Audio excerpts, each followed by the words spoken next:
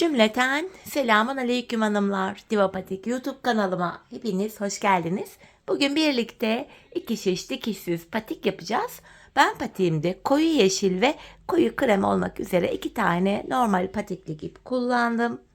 Şişlerim 3 numara. Modelim de bu şekilde.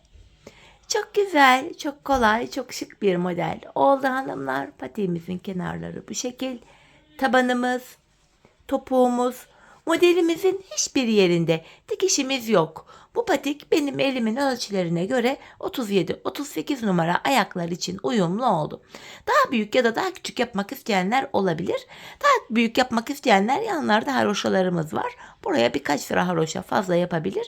Daha küçük yapmak isteyenler de birkaç sıra haroşa eksik yapabilir. Örerken sizlere gerekli hatırlatmalarımı da yapacağım. Hemen ipimi kenara bıraktım. Patiğimi kenara bıraktım. Birlikte modelimize başlayalım. Patiğime hanımlar yeşil ipim ile başlıyorum. Şöyle 26 ilmek atacağız. Kaç numara yapacak olursak olalım başlangıç sayımız aynı. 26 ilmek atacağız. 4 ilmeğim oldu. 5, 6, 7, 8. Bu şekilde 26 ilmek atalım gelelim. 26 ilmeğimi attım hanımlar. Hemen şu ucumuza bir düğüm atacağım. Şöyle. Baştan sona haroşa örgü yapacağız. Ben örgümüzün hem ön hem arka yüzünde düz örgü örerek haroşalarımı elde ediyorum. Kenar ilmeğimi aldıktan sonra bu ilk sırada ilmeklerimin tamamını sıra sonuna kadar düz yani haroşa olarak öreceğim. Bu şekilde sıra sonuna kadar haroşa örelim gelelim. Evet, sıra sonuna kadar ördüm, geri dönüyorum. Artık modelimize başlayacağız hanımlar. Hemen şu bölümleri yapıyoruz. Öncelikle kenar ilmeğim ile birlikte toplam ilk 13 ilmeğimi yeşil ile örüyorum. Kenar ilmeği 1, 2, 3, 4, 5, 6, 7, 8, 9, 10, 11, 12 ve 13. İlk 13 ilmeğimi ördüm. Kalan 13 ilmeğimi de krem ipimle öreceğim. Şimdi krem ipimi ekliyorum buraya. Modelde ilk sıramızı bu şekilde yapıyoruz. Hemen şuraya bir ilmek ördükten sonra krem ipimin ucunu hemen düğümleyeceğim. Patiğim sökülmesin diye. Buraya 2 tane sıkı bir düğüm attım. Kalan 13 ilmeğimin hepsini bu şekilde krem ipim ile örüyorum. Şöyle ipimizin ucunda gizleyerek getirdim. Bu şekilde. Ön yüzde modelimizin ilk sırasını kurduk hanımlar. Sonuncuyu da ördüm. Şimdi geri dönüyorum. Arka yüzde yapacağımız işlem şu model kurulumu yapmayacağız. İlmeklerimizi gördüğümüz renklerle örüyoruz. Kenar ilmeğimi örmeden aldım. Krem ilmeklerimi krem ipim ile örüyorum.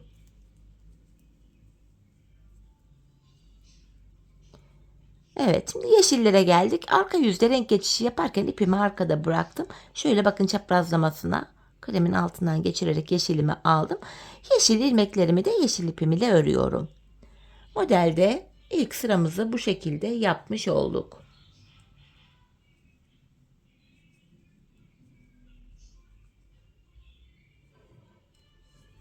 Evet, şimdi tekrar ön yüzde modelde ikinci sıramızı yapacağız.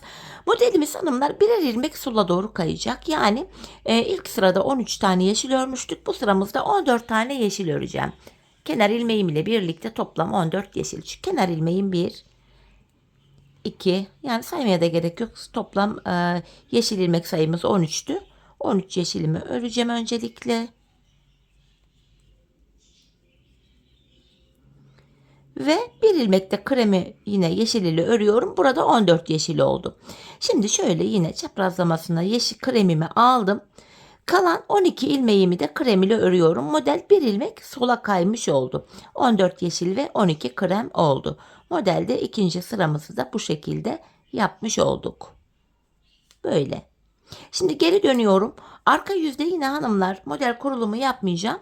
Krem ilmeklerimi, krem ipim ile yeşil ilmeklerimi de yeşil ipim ile haroşa örüyorum. Dediğim gibi model kurulumunu sadece ön yüzde yapıyoruz.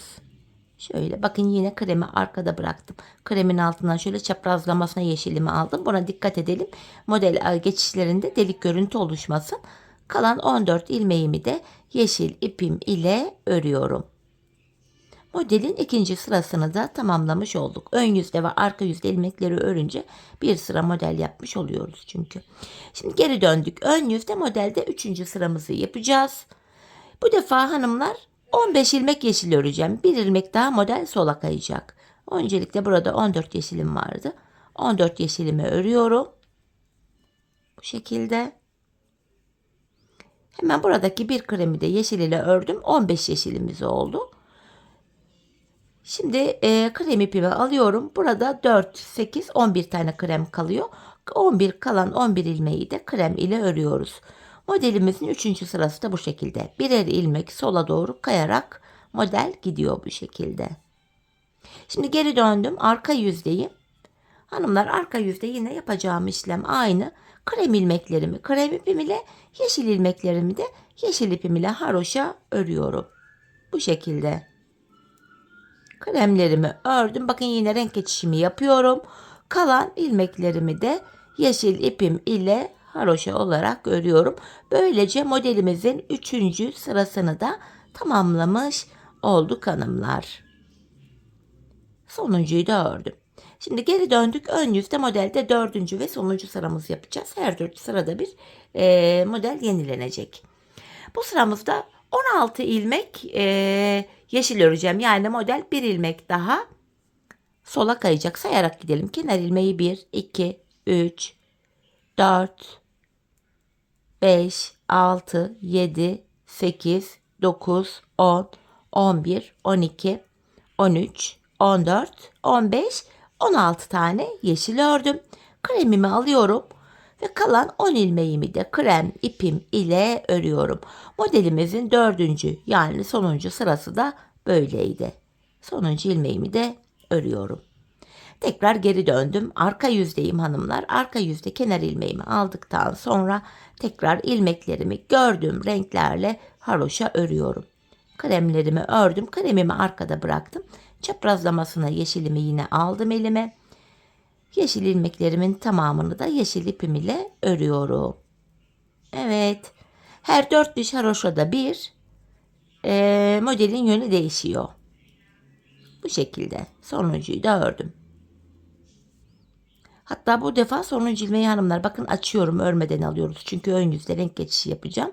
Bu aşamada bakın 4 diş, en son 4 diş haroş olduktan sonra modelin son sırasında arka yüzde son ilmeğimi şöyle örmeden aldım.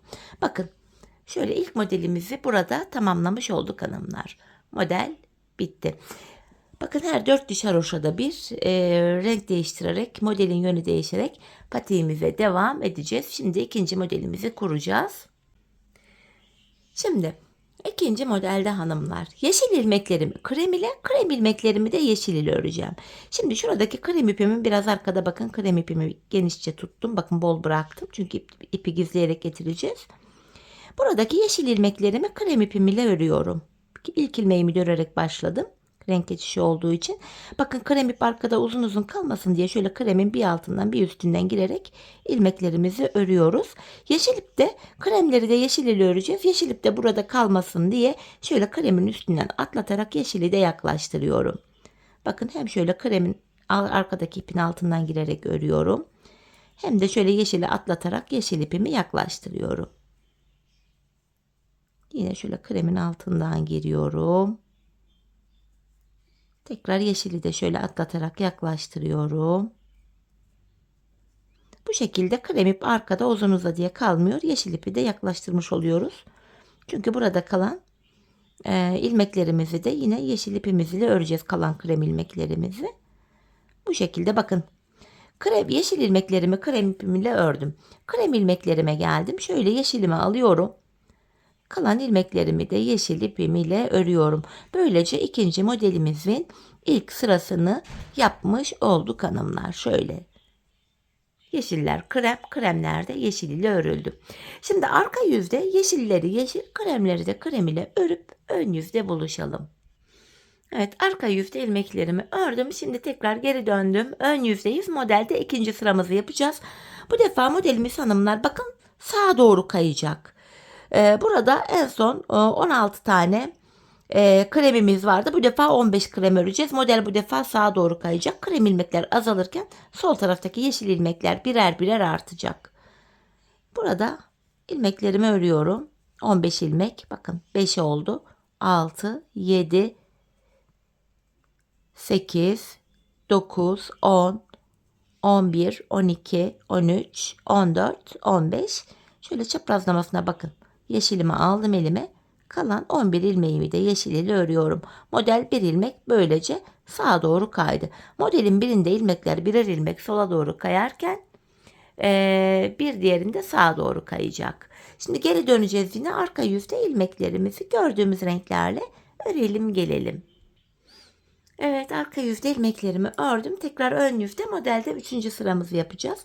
Bu defa da 14 tane krem öreceğiz. Yani krem ilmeğimiz, bu ilmekler bir ilmek daha sağa kayacak. Burada son bir krem kalana kadar öreceğim.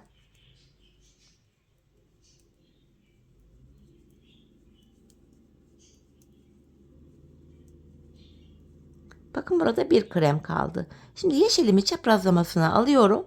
Bu kremi de yine yeşil ile ördüm. Kalan ilmeklerim de yeşil ile örülüyor.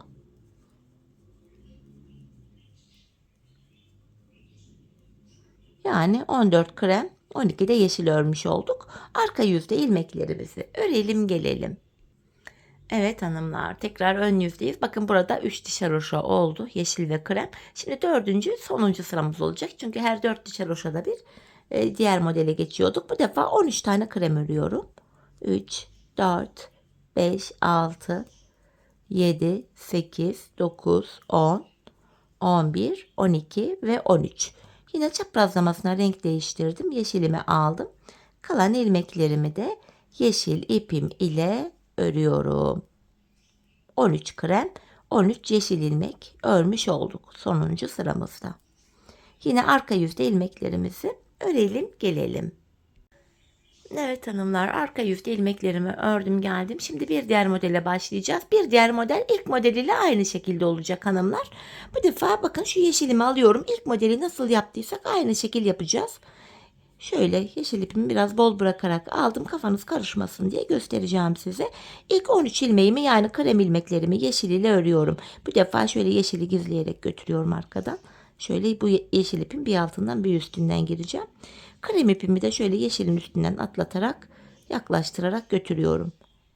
Şöyle kremin bir altından bir üstünden giriyorum. Bakın yine yeşilimi şöyle atlattım. Kremimi. Pardon, şöyle. İpler arkada, buradaki maksat uzun uzadıya kalmasın diye bu şekilde yapıyoruz. Yine şöyle kremi de atlatayım. Şuradan da yine şöyle gireceğim. Evet. Bakın ilk 13 ilmeğimi yeşil ile ördüm. Şimdi kremimi alıyorum. Kalan 13 ilmeği de krem ile örüyorum. Modelde yine ilk sıramızı yaptık. Bu defa model yine, bakın modelin biri sola doğru kayarken diğeri sağa doğru kayacaktı. Bu defa model yine sola doğru kayacak. 4 diş haroşa olana kadar arka yüzde ilmekleri gördüğümüz gibi öreceğiz. Bu defa ön yüzde, dediğim gibi model şu ilk modelde olduğu gibi sola doğru kayacak. 14 tane yeşil, 12 tane krem öreceğiz. Sonrasında 15 yeşil, 11 krem, bu şekilde devam edecek. 4 diş olana kadar yapacağız hanımlar. Ardından tekrar bir diğer modelimize geçeceğiz. Üçüncü modeli de yine bu üçüncü modelimiz. Sonra dördüncü modele geçeceğiz. Dördüncü modeli de ikinci modeliyle aynı şekilde yapacağız. Toplam aynı işlemi 6 kez devam ettireceğiz. Bu aşamada kafanız karışacak olursa bir videonun başına gelerek birinci ve ikinci modelin sıralamalarını takip ederek diğer modelleri de rahatlıkla yapabilirsiniz. Dediğim gibi burada 1, 2, 3, 4, 5, 6 model var. Toplamda ilk ikisini yaptık. Üçüncüye başladık. 6 modelimizi tamamlayalım. Ardından buluşalım. Evet hanımlar, toplamda 6 tane modelimi yaptım. Bakın 1, 2, 3, 4, 5 ve 6. En son 6. modelimin 4. sırasını bitirdim. Şimdi tekrar şu ortada kalan yeşil ipimi şöyle başa alıyorum. Artık bu açık renkli krem ipimi kullanmayacağım. Modelime yeşil ile devam edeceğim. Hemen şöyle ikinci ilmeğimi de ördükten sonra artık buradaki krem ipimi de kesiyorum hanımlar şöyle. Dediğim gibi modelime artık yeşille devam ediyorum. Hemen kremimin ucunu buraya düğümledim. Şimdi ilmeklerimin tamamını yeşil ipim ile öreceğim. Şöyle yine yeşil ipimin arkadaki bir altından bir üstünden gireceğim ki şöyle ip arkada uzun uzun kalmasın diye. Bu şekilde. Tekrar şöyle yeşilin altından giriyorum. Buraya hanımlar bu şekilde yeşil ile bir diş haroşamızı öreceğiz. Bakın kalan yeşilleri de yine yeşil ile örüyorum. Dediğim gibi buraya bir diş haroşamızı yeşil ile örüyoruz. Ön yüzde ilmeklerimizi ördük. Tekrar arka yüzdeyim. Arka yüzde de kenar ilmeğimizi aldıktan sonra yine ilmeklerimizi sıra sonuna kadar haroşa örelim gelelim. Evet hanımlar, yeşil ile burada bir diş haroşamız oluştu. Tekrar ön yüzdeyiz. Ön yüzde yine ilmeklerimizi sıra sonuna kadar haroşa öreceğiz. Tekrar sıra sonuna kadar örelim gelelim. Evet, ilmeklerimi tekrar ördüm. Şimdi geri dönüyorum. Arka yüzde ilk 5 ilmeğimi keseceğim. Bu kesimle birlikte şuradaki bakın bilek bölümündeki bu şeklimizde oluşacak. Arka yüzde ilk 5 ilmeğimi keseceğim. Şöyle bakın. İlmekleri ikişer ikişer kesiyorum. Şu birinci kesimim. 2 3 4 5. Arka yüzde ikişer ikişer toplayarak ilk 5 ilmeğimizi kestik. 26 ilmek vardı. 5 ilmek kesince geriye 21 ilmek kaldı. Kalan ilmeklerimi de kesmiyorum. Sıra sonuna kadar normal haroşa örüyorum. Bilek kesimini bu aşamada yaptık. Artık patiğimizin kenarına geçtik hanımlar. İlk sağ kenarımızı yapacağız. Yani bakın patiğimizin ilk şu kenarını yapacağız. 21 ilmek ile patiğimizin sağ kenarı örülecek sevgili hanımlar. Şimdi burada bakın 2 tane yeşil haroşamız var. Bu 2 diş yeşil haroşayı saymayacağız. Onun haricinde bu kenarımıza ben toplamda 15 diş yani 15 sıra haroşamı 21 ilmek ile öreceğim. Şimdi ön yüzdeyim. 21 ilmeğimi ön yüzde sıra sonuna kadar örüyorum. Kesme artırma falan artık yapmıyoruz. 21 ilmek ile bu kenarımızı örüyoruz. Bu kenarda oluşan ilk 2 diş haroşadan hariç. Tekrar geri döndüm. Arka yüzdeyim. Yine arka yüzde kenar ilmeğimi aldıktan sonra ilmeklerimi tekrar sıra sonuna kadar haroşa örüyorum.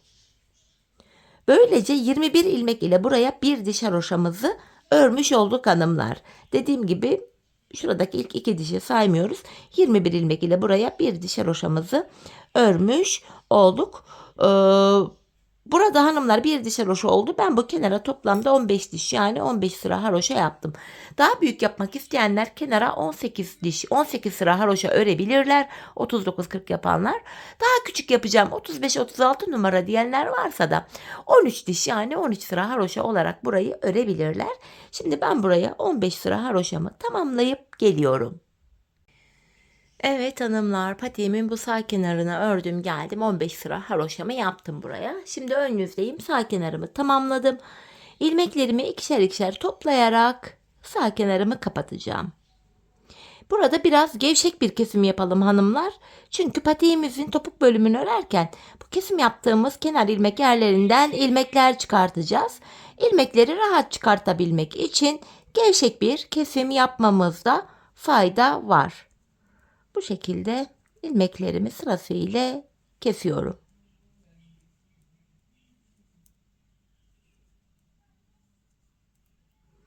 Sonuncu ilmeğimi de kestim. Hemen şu ucumuz sökülmesin diye şöyle 2 zincir atıp bu bölümü kesiyorum. Sağ kenar bitti. Şimdi sol kenarımıza başlayacağız. Sol kenara şuradan başlayacağız hanımlar. Bakın şu bölümden. Hemen şu kenarda bakın şöyle bilek bölümündeki şu görüntü sağlansın diye hemen şuradan değil buradaki ilk krem kenar ilmek yerine ön yüzden girerek yeşil ipim ile buradan ilmekler çıkartacağım sırasıyla. Şu birinci ilmeğim, bu ikinci ilmeğim, hemen ikinci ilmeğimden sonra buraya düğümümü atıyorum. Şöyle devam edeceğim. Sırasıyla kenar ilmek yerlerine ilmeğin iki kanadına birden girerek ilmek çıkartıyorum. 4 ilmek oldu. 5, 6, 7, 8, 9, 10, 11, 12, 13, 14, 15, 16, 17, 18, 19, 20 ve 21. 21 ilmek de buradan çıkarttım. Sağ kenarı 21 ilmek olarak yapmıştık. Sol kenarda 21 ilmek oluyor. Şimdi geri döndüm. Arka yüzdeyim. Yine 21 ilmek ile buradaki haroşalarımızı da yapacağız hanımlar. Sağ kenar nasıl yapıldıysa sol kenarda aynı şekilde yapılıyor. Arka yüzde ilmeklerimin hepsini haroşa yani düz olarak örüyorum.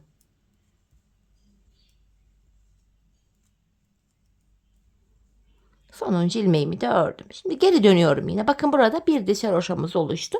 Sağ kenara 15 sıra haroşa yapmıştım. Sol kenara da aynı sayıda haroşalarımı yapacağım. Sizler bu kenarı kaç sıra haroşa olarak yaptıysanız bu sol kenara da aynı sayıda tamamlayın. Ardından buluşalım. Evet hanımlar, patiğimin sol kenarını da tamamladım. Geldim 15 sıra haroşa. Burada var şu an. Ön yüzdeyim. Şimdi buradaki ilmeklerimi de keseceğim. İkişer ikişer toplayarak kesimimi yapıyorum. Yine gevşek bir kesim yapıyoruz hanımlar. Sağ kenarda olduğu gibi. Şöyle ikişer ikişer topluyorum. Tamamını bu şekilde keseceğiz. Ardından tabanımızı başlayacağız hanımlar. Tabanımızı yapacağız. Dikişsiz taban. Görüldüğü üzere baştan sona haroşa örgü kullandım patiğimde. İlmeklerimin tamamını kesiyorum. Son bir ilmek kaldı. Bunu da kestim. Şimdi patiğimizin bu üst bölümleri bitti. Tabanımızı yapacağız. Tabanda misinalı şiş kullanabilirsiniz ya da şöyle kapalı uçlu yine aynı 3 numara 2 şişle devam edeceğim. İlmeğimi bu şişime taktım. Bakın hanımlar, buralarda kenar ilmek yerleri var. Hemen ilmeğin iki kanadına birden girerek yine ilmekler çıkartıyoruz patiğimizin taban bölümü için. Bu şekilde sırasıyla kenar ilmek yerlerine ilmeğin iki kanadına birden girerek ilmekler çıkaracağız. Bakın burada 5, 10, 12 ilmek oldu. Ben şu uçtan şuraya kadar geldim. Ardından şu diğer kenara kadar bakın. Şuradan şuraya kadar hanımlar toplamda 83 ilmek çıkarttım. Siz bu yanlara benden birkaç sıra haroşa fazla yaptıysanız ilmek sayınız 83'ten fazla olacaktır. Ya da yanlara 15 değil de 13 sıra haroşa yaptıysanız ilmek sayınız 83'ten daha az olacaktır. Ben dediğim gibi bu sayılarla buradan buraya kadar 83 ilmek çıkarttım. Şimdi şu uca kadar ilmeklerimi çıkartıp geliyorum. Evet, şu uca kadar hanımlar bu şekilde 83 ilmeğimi çıkarttım. Şimdi geri döndüm, arka yüzdeyim. Kenar ilmeğimi aldıktan sonra arka yüzde ilmeklerimizin tamamını yine sıra sonuna kadar haroşa örelim gelelim. Evet, ilmeklerimi ördüm. Şimdi tekrar ön yüzdeyiz hanımlar. Artık burundan başlayarak tabanımızı öreceğiz. Şimdi tabanda ilmek ayrımını şöyle yapacağız. İlmek sayınız kaç olursa olsun toplam ilmeğiniz. Benim 83 ilmeğim var. Sizin belki 87 ilmeğiniz var. Ya da 79, hiç fark etmez. Tek sayı olması önemli burada. Yani 81, 83, 85 gibi. Buruna 7 ilmek ayırıyorum. Buruna ayırdığım 7 ilmeğimi toplam ilmeğimden çıkartacağım. 83 ilmeğim olduğu için 83'ten 7'yi çıkartacağım. Sizin kaç ilmeğiniz varsa o sayıdan 7'yi çıkartmanız gerekiyor. 83'ten 7'yi çıkartınca geriye 76 ilmeğim kalıyor. 76 ilmeğimi de iki yana bölünce iki yana eşit paylaştırınca yanlara 38'er ilmek düşüyor. Tabanımı yapabilmek için hanımlar ilk 38 ilmeğimi öreceğim. Artık sizin kaç ilmek düşüyorsa bu kenara o kadar sayıda ilmeği örmeniz gerekiyor. 6 ilmek olmuş. 7, 8. Bu şekilde 38 ilmeğimi örüp geliyorum.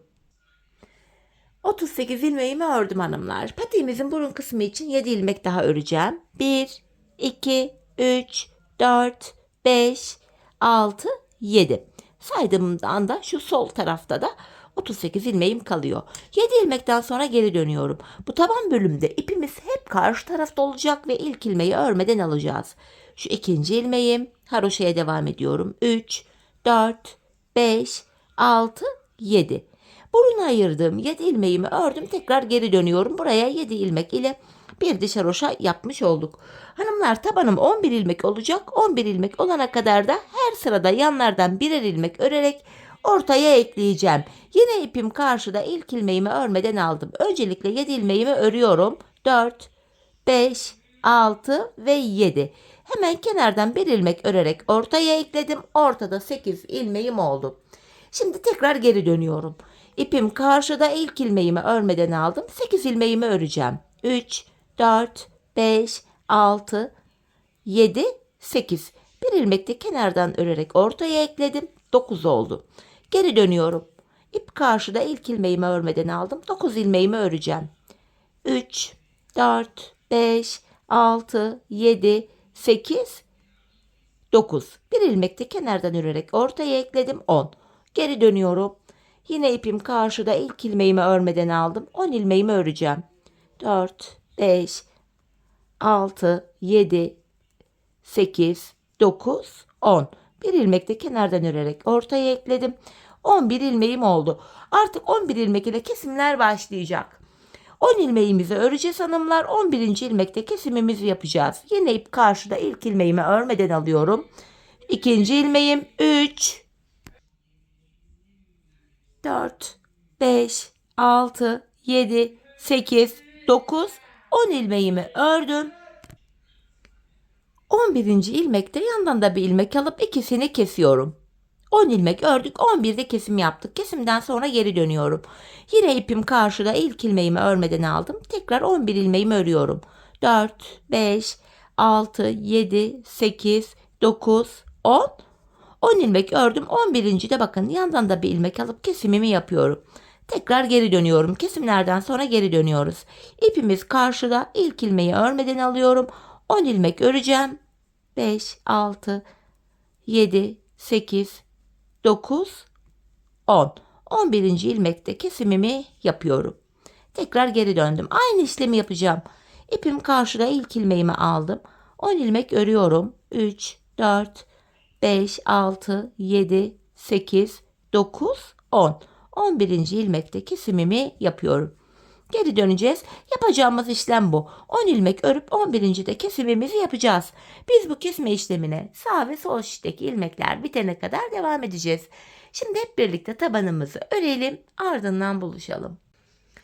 Evet hanımlar, patiğimizin tabanını ördüm ve geldim. Şişimde sadece tabanda kullandığım 11 ilmek kaldı. Şimdi bu 11 ilmek ile patiğimizin şu arka bölümünü yapacağız. Yine haroşaya devam edeceğiz. İpim karşıda, ilk ilmeğimi örmeden alıyorum. Son 2 ilmek kalana kadar ilmeklerimi örüyorum. Son 2 ilmeğimi keserek ördüm. Şişimde 10 ilmek kaldı. Bu aşamada bakın, kenar ilmek yerleri var. Hemen şuralarda kesim yaptığımız kenar ilmek yerleri. İlk kenar ilmek yerine ilmeğin iki kanadına birden girerek ilmek çıkarttım. Tekrar 11 ilmeğim oldu. Bu şekilde hem patiğimizin arkasını örmüş oluyoruz, hem de arka bölüm şu kenarlara eklenmiş oluyor. İlmek çıkarttıktan sonra geri döndüm. Yine ip karşıda, ilk ilmeğimi örmeden aldım. Tekrardan tabanımda son 2 ilmek kalana kadar örüyorum. Yine son 2 ilmeğimi kestim. Geri döndüm. Sağ kenarda ön yüzde ilmek çıkarıyorum çünkü. Hemen şuradaki ilk kenar ilmek yerine girerek buradan da ilmeğimi çıkarttım. Tekrar 11 ilmek oldu. Patiğimizin arkası bu şekilde yapılıyor. Son 2 ilmek kalana kadar örüyoruz. Son 2 ilmeğimizi bu şekilde kesip sıradaki kenar ilmek yerine girerek ilmek çıkartıyoruz. Böyle. Tekrar geri döndüm. Yine ilk ilmeğimi aldıktan sonra tekrar son 2 ilmek kalana kadar ilmeklerimi örüyorum. Son 2 ilmeğimi kesiyorum. Geri döndüm. Yine buradaki bakın bir sonraki kenar ilmek yerine girerek ilmeğimi çıkartıyorum. Patiğimizin arkası 11 ilmek ile bu şekilde örülecek. Biz bu işleme şu uçlara gelene kadar, yani son kenar ilmek yerlerine gelene kadar devam edeceğiz. Şimdi hep birlikte patiğimizin arka bölümünü tamamlayalım. Ardından buluşalım. Evet hanımlar, son kenar ilmek yerlerine gelene kadar topuğumuzu ördüm geldim. Artık ön yüzdeyiz. Topuk tamamlandı. İkişer ikişer toplayarak ilmeklerimi tekrar kesiyorum.